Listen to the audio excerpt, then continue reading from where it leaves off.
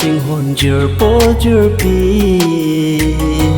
chim be dun ri soi ta na loti non akayar ni me ti soi tan sinang cho mo soi ti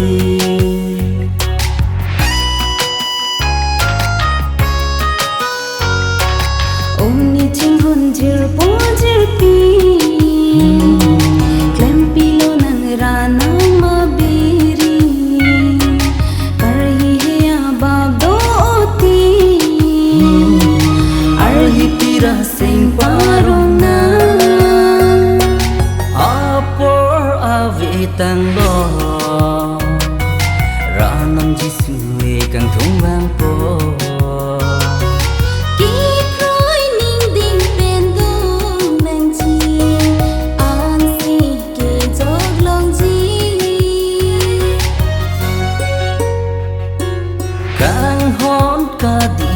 avite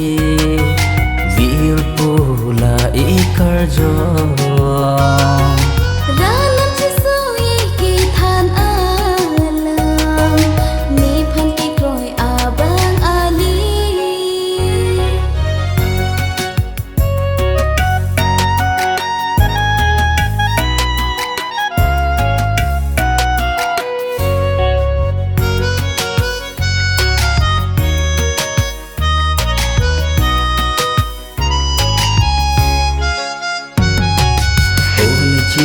na kimang phar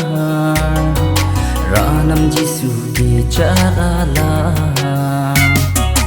ang hor kardi ani dung vang no me nang pe sang ji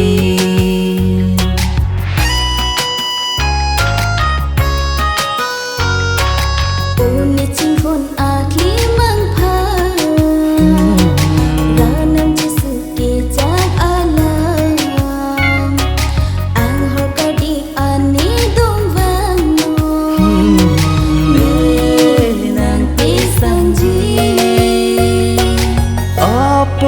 avitang lo ranam jisu i kang thung bang po ki kroi ning ding pen du nang ji an si ki jok long ji kang hon ka dia avite virpo la ikarjo ranam jisue ki than alam ni phan ki kroya bangali judun ki jog long ji